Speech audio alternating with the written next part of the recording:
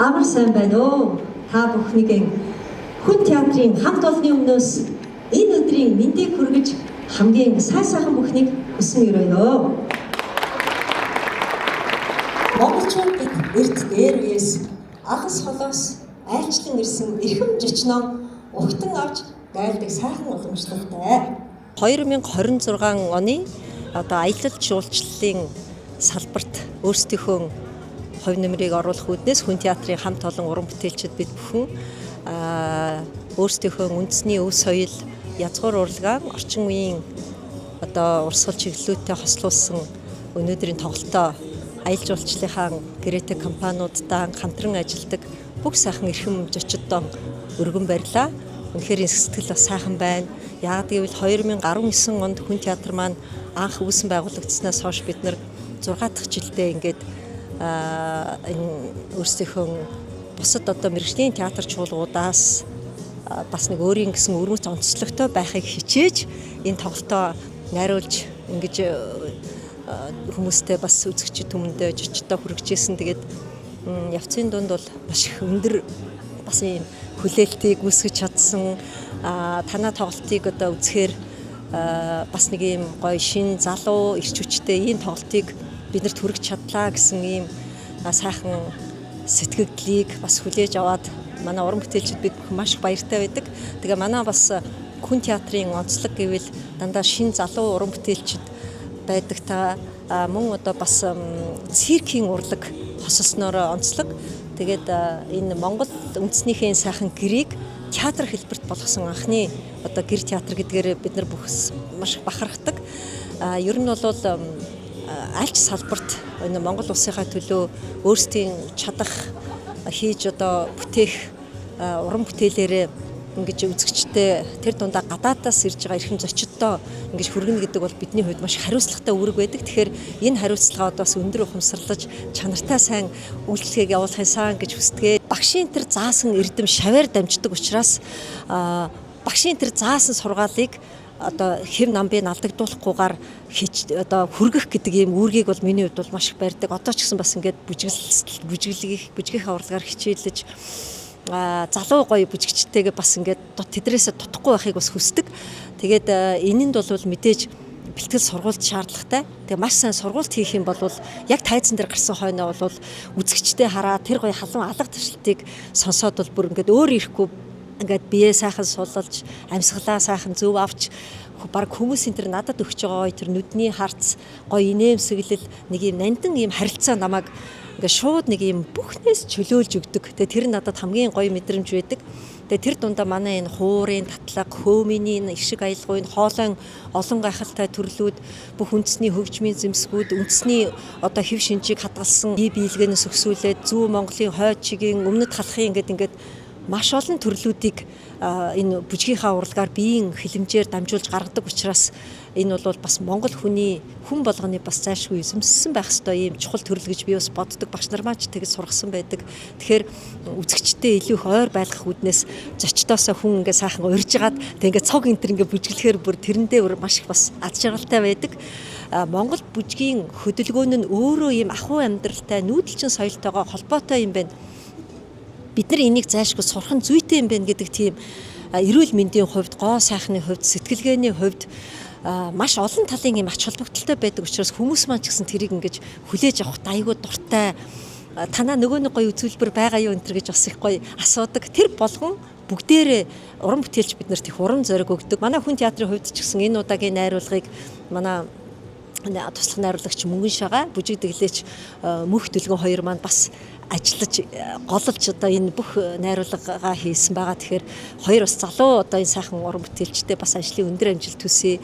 Манай энэ Sky Resort өөрөө бас манай маш том бүтээн байгуулалт энд ирсэн зочид бүгд гэр бүлээрээ гол нь эрдгээрээ онцлог маш их амралт, зөв одоо мэдрэмжүүдийг авдаг. Түрүүн бас ингээд танилцуулах гэхэд та бүхэн манаас харсан баха. Тэгэхээр бүгдээрээ Sky Resort-ыг зорж ирээрээ, хүн театрт зочлоорой.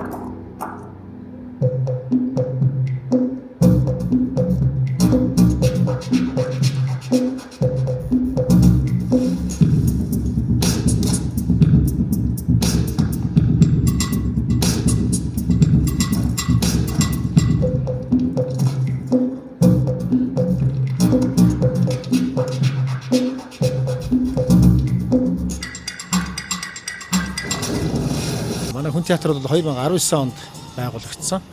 Яг нь миний энэ театр босгосон энэ анх санаа бол театр барихаас өмнө одоо 12 жилийн өмнө гэхэлэр нэлээд олон жилийн өмнө ийм театр барих одоо өсөл мөрөөдөлтэй болоод тэр үедээ бол Японд амьдардаг байсан. Тэгээд одоо их л олон янзын зураг төсөл, олон янзын загварыг зурулж, өөрөө ч зурж тэ мэргэжлийн хүмүүс айранч зурулж исэн тийм олон загварууд байдаг л да. 4-5 загвар гарч иж хамгийн сүүлд энэ гэр болгоно гэдэг санааг бол манай эхнэр Хэнхэрл надад одоо зөвлөсөн.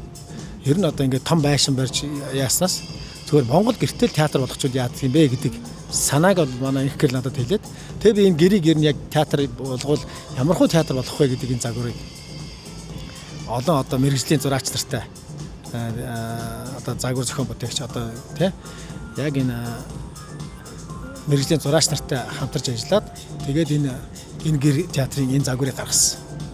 Тэгээд мэдээж энэ театрыг барихад бол мэдээж энэ гэрийг Монгол гэрийг босгож байгаа энэ компани бол одоо Монголд их олон болсон л да. Тухайн үед бол цөөхөн компани байсан. Тэгэхээр энд бол 4 компани оролцож ирсэн энэ театрыг. Тэгээд тэр тухайн үед би барилгын олон салбараар судалж явж байгаад нэг хөөсөөр Оросын нэг технологи болоод Оросоор одоо амар сайхан гэдэг ах байгаа да.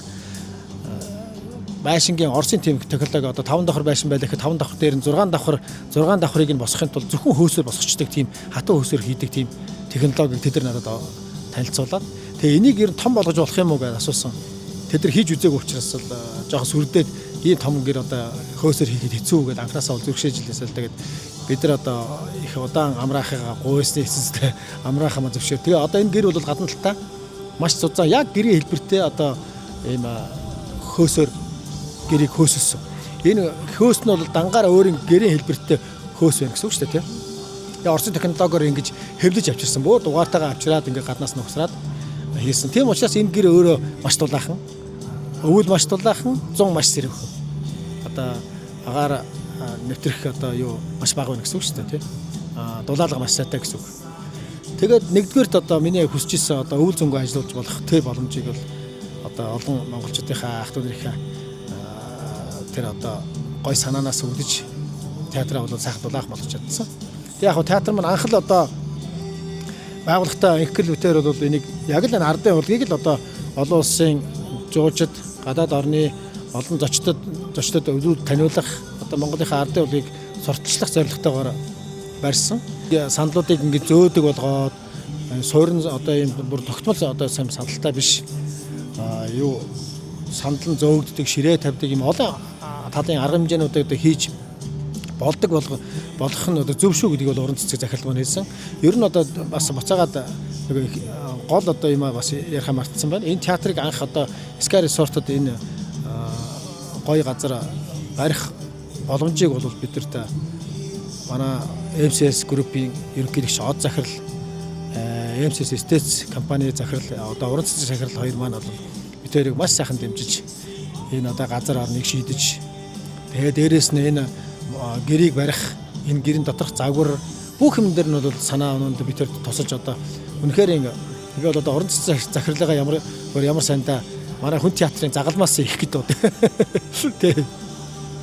Тийм хэмжээний бид нар маш сайхан дотно тэр хүмүүс маань ч гэсэн одоо урлагт маш их хайртай учраас бидний энэ төслийг маань их дэмжиж өнөөдөр хүн театр маань ингээд 6 дахь жилдээ ороод үйл ажиллагаагаа явуулсан юм чинь. Тэгээд одоо энэ олон хугацаанд бол нийтдээ 4 дахь жилдээ энэ жуурчтай зориулсан урлагийн тоглолтоо үзүүлж байна.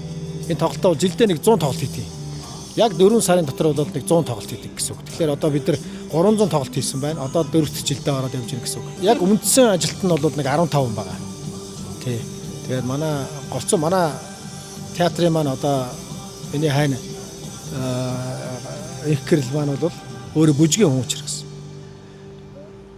бүжигчд олонтой. Ер нь бол бүжгийн бүтээл дээр ер нь манай уран бүтээл суурилдаг гэсэн. Тэгээд тэрэн дээр бүжигд одоо юу хэрэгтэй гэхлээр дуу хэрэгтэй, хөгжим хэрэгтэй гэж авна. Тэгэхээр бус хөгжимчд дуучид маань бол зундаа манай цаахан гэрэтээр ороод ингээд ажилтдаг олон жил болгон ажилтдаг залуучууд байна л та. Манай байнга ажилтдаг залуучууд байна. Үзэгчдийнх нь хэсэг ингээд бага юм шиг харагдаж байгаа боловч тайз нь маш том шүү дээ. Тэнгүүт энэ дээр хүлээн авалт хийгээд ер нь бол босод газар байхгүй нэг онцлог бол энд ёстой хоол ундаа идээд суухдаа бүжгэн жүжиг үзэх боломжтой. Маш тухтай одоо хоол ундаа идээд суужгаад оркестр тоглоод үзчих. Тэ 65 хүний судалтай хүний бүрэлдэхүүнтэй оркестр одоо суулгах боломжтой тийм газар байгаа байхгүй.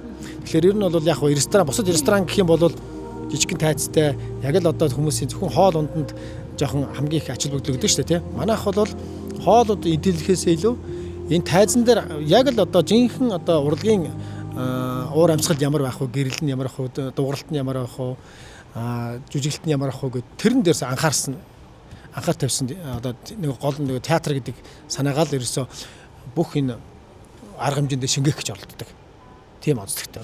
Энд ирж байгаагүй болохоор ер нь яг байгаа үйлчлэгнүүд маань хэрвээ жуулчин явуулахаар ямар байна гэж ерөөхдөө сонирхож ирсэн. Тэгээд ер нь нэлээд боломжийн санагдлаад хүн болгон ч гэсэн ер нь хурж ирж өөрсдийнхөө Монголын энэ өв соёлтой холбоотой энэ бүх зүйлүүдийг ер нь энэ тоглолтоос ер нь харж богино хэмжээний ч гэсэн богино хугацаанд харж үзэх бас боломжтой юм байна гэж ерөнхийдөө би харж байна.